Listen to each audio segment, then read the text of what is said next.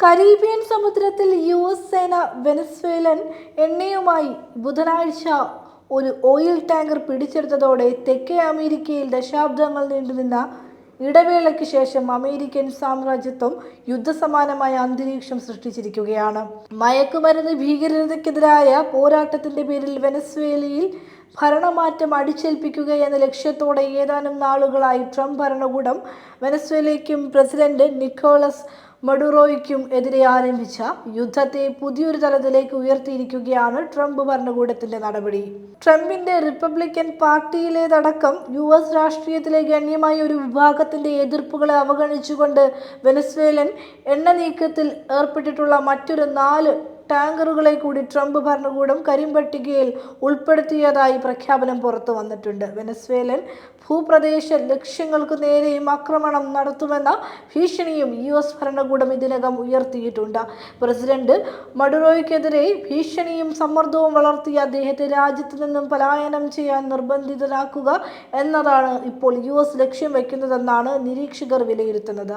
എന്നാൽ എണ്ണയുൾപ്പെടെ വെനസ്വേലയുടെ പ്രകൃതി വിഭവങ്ങളും കഴിഞ്ഞ 2 ദശകത്തിലേറെയായി ആ രാജ്യത്ത് ഹുഗോ ഷാവേസും തുടർന്ന് മഡുറോയും നേതൃത്വം നൽകുന്ന ബോളിവാരിയൻ സോഷ്യലിസ്റ്റ് പ്രസ്ഥാനവും കെട്ടിപ്പടുക്കാൻ ശ്രമിക്കുന്ന സാമൂഹ്യ നിർമ്മിതിക്ക് അന്ത്യം കുറിക്കുക എന്നതാണ് ട്രംപ് പ്രതിനിധാനം ചെയ്യുന്ന സാമ്രാജ്യത്വ പ്രതിലോമ രാഷ്ട്രീയത്തിന്റെ അന്തിമ ലക്ഷ്യം. 2 പതിറ്റാണ്ടിലേറെയായി യു.എസിന്റെ സാമ്പത്തിക ഉപരോധത്തിന്റെ ഇരയാണ് വെനസ്വേല. എണ്ണ തന്നെയാണ് ആ രാജ്യത്തിന്റെ മുഖ്യ വരുമാന സ്രോതസ്.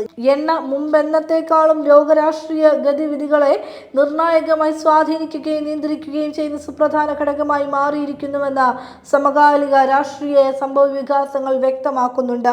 യു.എസ്. അടക്കം പാശ്ചാത്യ ഉപരോധത്തെ നേരിടുന്ന എണ്ണ പ്രകൃതിവാതക ഉൽപാദക രാജ്യങ്ങളായ ഇറാൻ, റഷ്യ, വെനസ്വേല എന്നിവിടങ്ങളിൽ നിന്നുള്ള അവയുടെ കയറ്റുമതി നിർണായക പ്രാധാന്യമുള്ള ആ ഇന്ധനങ്ങളുടെ അന്താരാഷ്ട്ര വിപണി വില നിയന്ത്രിക്കുന്നതിൽ സുപ്രധാന പങ്കാണ് നിർവഹിച്ചു വരുന്നത്.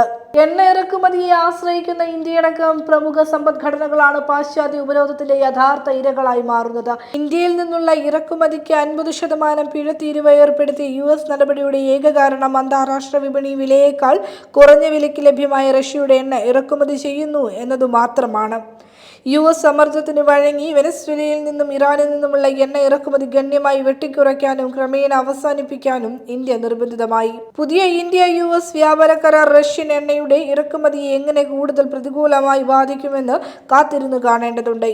ഇപ്പോൾ യു.എസ്. കരീബിയനിൽ പിടിച്ചെടുത്ത എണ്ണ ടാങ്കർ ക്യൂബയിലേക്കുള്ള എണ്ണയുമായുള്ള യാത്രയിലായിരുന്നു. കഴിഞ്ഞ 75 വർഷങ്ങളായി യു.എസിന്റെ സാമ്പത്തിക ഉപരോധത്തിന്റെ ഇരയാണ് ക്യൂബ. യു.എസ്. നടപടി ലക്ഷ്യം വയ്ക്കുന്നത് കേവലം വെനസ്വേലയെ മാത്രമല്ല, ക്യൂബയടക്കം രാഷ്ട്രീയ പ്രതിയോഗികളെയും ഇന്ത്യയടക്കം ഉയർന്നുവരുന്ന പുത്തൻ സാമ്പത്തിക ശക്തികളെയുമാണ്.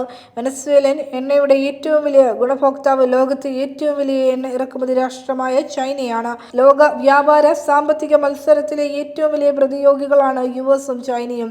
വ്യാവസായിക വിപ്ലവത്തിന്റെ ഏറ്റവും പുതിയ ഘടകങ്ങളുടെ നിലനിൽപ്പിനും പുരോഗതിക്കും അനിവാര്യമായ അപൂർവ ലോഹങ്ങളുടെയും മറ്റ് അസംസ്കൃത വസ്തുക്കളുടെയും കലവറിയും അമേരിക്കൻ ഉൽപ്പന്നങ്ങളുടെ വിപണിയും നിക്ഷേപ ലക്ഷ്യങ്ങളിൽ ഒന്നുമായ ചൈനയോട് നേരിട്ടുള്ള ഏറ്റുമുട്ടലിന് പകരം ഊർജ്ജ സ്രോതസ്സുകൾ തടയുക എന്ന തന്ത്രത്തിന്റെ ഭാഗം കൂടിയാണ് കരീബിയൻ കടൽ കൊള്ളയുടെ പിന്നിൽ പ്രവർത്തിക്കുന്നതെന്നും രാഷ്ട്രീയ നിരീക്ഷകർ വിലയിരുത്തുന്നു. കഴിഞ്ഞ 13 വർഷങ്ങളായി തുടരുന്ന നിക്കോളസ് മഡുറോയുടെ ഭരണത്തെക്കുറിച്ച് ട്രംപും യു.എസ്. ഭരണകൂടം ഉയർത്തുന്ന വിമർശനങ്ങൾ ലോകത്തെവിടെയുമുള്ള തങ്ങളിൽ നിന്ന് വ്യത്യസ്തവും വിഭിന്നവുമായ രാഷ്ട്രീയ, സാമ്പത്തിക, സാമൂഹിക കാഴ്ചപ്പാടുകൾ പിന്തുടരുന്ന രാഷ്ട്രങ്ങളോടും സമൂഹങ്ങളോടുമുള്ള അവരുടെ പൊതുസമീപനത്തിന്റെ തുടർച്ച മാത്രമാണ്.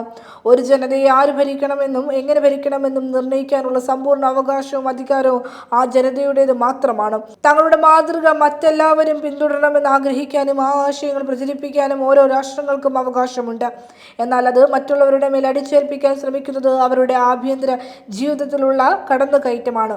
മയക്കുമരുന്ന്, ഭീകരത, സ്വേച്ഛാധിപത്യം തുടങ്ങി പേരുകളിൽ യു.എസും ട്രംപും നടത്തുന്ന രാഷ്ട്രീയവും സൈനികവുമായ ഇടപെടലുകളും യുദ്ധ സന്നാഹങ്ങളും കാലഹരണപ്പെട്ട സാമ്രാജ്യത്വ സാമ്പത്തിക വ്യാമോഹങ്ങളുടെ ഉൽപ്പന്നമാണ്. അതുകൊണ്ട് തന്നെയാണ് അമേരിക്കൻ ജനതയടക്കം ലോക ജനതയുടെ ഗണ്യമായ ഒരു വിഭാഗം ട്രംപിന്റെ സാമ്രാജ്യത്വ സാഹസികതയെ കരീബിയൻ കടൽക്കൊള്ളയെന്ന് അപലപിക്കാൻ മുന്നോട്ട് വരുന്നത്.